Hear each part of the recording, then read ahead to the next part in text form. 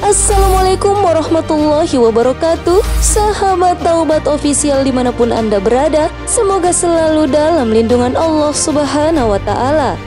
Sebagai seorang muslim, tentu kita pernah merasakan berat dalam menjalankan amalan dalam kehidupan sehari-hari. Tapi, apakah kita menyadari ternyata ada amalan yang paling sulit dilakukan? Karena tak jarang dalam mengamalkannya, seorang muslim perlu kesabaran dan kekuatan iman yang ekstra. Terdapat 4 amalan yang paling sulit berdasarkan perkataan Ali bin Abi Thalib. Lalu, apa saja keempat amalan yang paling sulit tersebut? Tonton video ini hingga akhir dan temukan jawabannya tentunya hanya di channel Taubat Official. Tapi sebelum lanjut, jangan lupa like, comment, and subscribe, serta nyalakan lonceng notifikasi untuk mendukung channel ini agar tetap menyampaikan informasi Islam.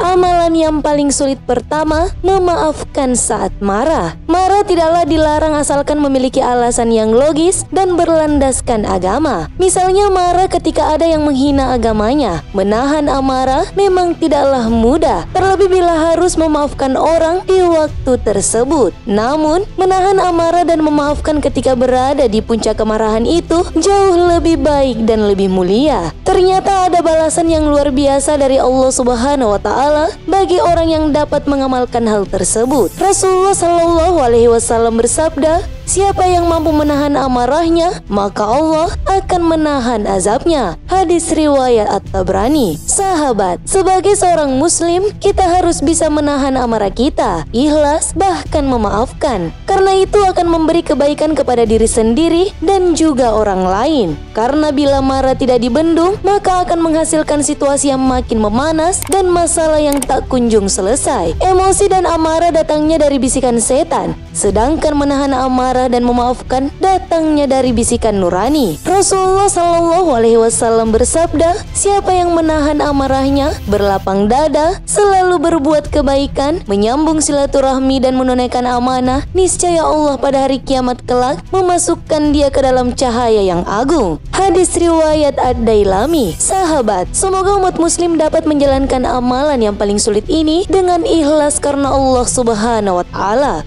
Amalan yang paling sulit kedua, dermawan saat ekonomi sulit. Bagi kebanyakan orang, menjadi dermawan itu hanya pada saat memiliki kelebihan harta benda. Namun, tidak demikian dengan orang yang beriman. Bagi mereka, dermawan tidak ada waktu dan batasan karena memang harus setiap saat. Baik saat sedang kesulitan ekonomi maupun sedang lapang dalam urusan rezeki. Memiliki kelebihan harta ataupun tidak, sikap dermawan tetap berjalan karena yakin Allah Subhanahu wa Ta'ala pasti menepati janji. Mustahil ingkar dari janjinya. 1 rupiah yang kita keluarkan, balasannya pasti akan lebih dari itu. Namun bagi orang-orang yang beriman, balasan Allah Subhanahu wa Ta'ala bukanlah semata-mata menjadi tujuannya. Namun karena menyenangkan orang lain dengan rezeki yang dimiliki itu jauh lebih utama dari apapun. Allah Subhanahu wa Ta'ala berfirman, siapakah yang memberi pinjaman kepada Allah, pinjaman yang baik menafkahkan hartanya di jalan Allah, maka Allah akan melipat gandakan pembayaran kepadanya dengan lipat ganda yang banyak, dan Allah menyempitkan dan melapangkan rezeki dan kepadanya kamu dikembalikan. Quran Surah Al-Baqarah ayat 245.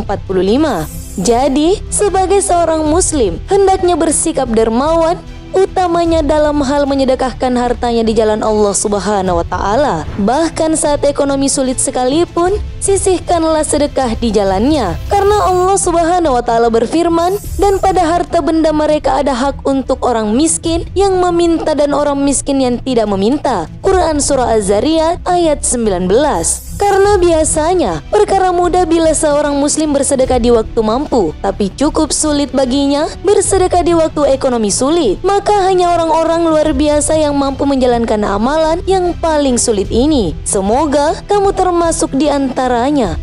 Amalan yang paling sulit ketiga, melakukan hal terpuji saat sendiri. Amalan yang paling sulit ini menunjukkan kemurnian niat seorang hamba yang sesungguhnya, yaitu apakah melakukan hal terpuji hanya saat ramai agar mendapatkan pujian atau melakukannya pula saat tidak ada siapapun. Terkadang kita sering menampilkan diri sesaleh mungkin di depan orang lain, namun saat sendirian kita malah asyik dengan kemaksiatan karena merasa bebas dan tidak ada orang lain yang melihat. Padahal Allah Subhanahu wa Ta'ala tentu saja melihat segala apa yang kita lakukan. Jangankan melihat, isi hati manusia saja Allah pasti tahu. Allah Subhanahu wa Ta'ala berfirman, sesungguhnya Allah adalah Maha mendengar lagi Maha melihat. Quran Surah An-Nisa ayat 58. Dan hendaknya seorang hamba saat beramal menjadikan Allah Subhanahu wa Ta'ala satu-satunya alasan, yaitu niat yang murni karenanya dan sesuai dengan perintahnya. Jangan sampai hanya pujian yang diharapkan, karena bila demikian maka seorang hamba telah keliru dalam beramal saleh dan tentulah ia merugi. Menjadi hamba Allah Subhanahu wa Ta'ala yang sempurna memanglah sulit, bahkan mustahil, karena manusia tempatnya salah dan khilaf.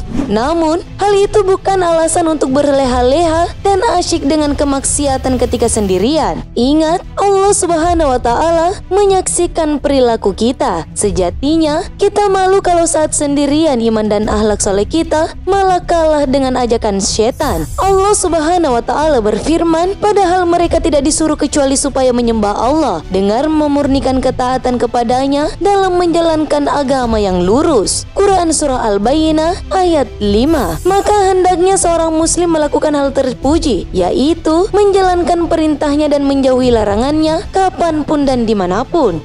Amalan yang paling sulit keempat, menyampaikan kebenaran kepada orang yang disegani atau yang diharapkan kebaikannya. Menyampaikan kebenaran memang sulit dan terasa berat, tapi nyatanya kebenaran haruslah tetap ditegakkan. Seorang muslim hendaknya menyampaikan kebenaran pada siapapun, tapi jangan lupa dalam menyampaikan kebenaran pun haruslah menggunakan cara yang baik. Hal ini agar kebenaran dapat diterima dan tidak menimbulkan hal-hal yang tidak diinginkan, seperti pertengkaran ataupun perkelahian fisik. Allah Subhanahu wa Ta'ala pun pasti akan memberikan jalan bagi seorang hamba yang bersungguh-sungguh menyampaikan kebenaran kepada orang yang disegani atau ditakuti, misalnya kepada penguasa. Memang perbuatan yang sulit, kecuali orang-orang yang beriman dan diikuti hati yang ikhlas tanpa pernah sekalipun sombong di hadapan orang yang dinasehati. Kebenaran tetaplah kebenaran meskipun ditenggelamkan ke dalam tanah. Orang beriman pasti akan menyampaikan kebenaran itu kepada siapapun, termasuk pada penguasa, walaupun harus menanggung akibatnya jika si penguasa tersinggung. Namun, kita yakin bahwa kebenaran apabila disampaikan dengan cara yang baik tidak akan menyinggung orang lain. Apapun alasannya, menyampaikan kebenaran atau nasihat kepada penguasa adalah wajib meskipun hal itu pahit dirasakan. Allah Subhanahu wa Ta'ala akan menolong seorang hambanya apabila ia istiqomah dalam kebaikan dan amal saleh di hadapan siapapun.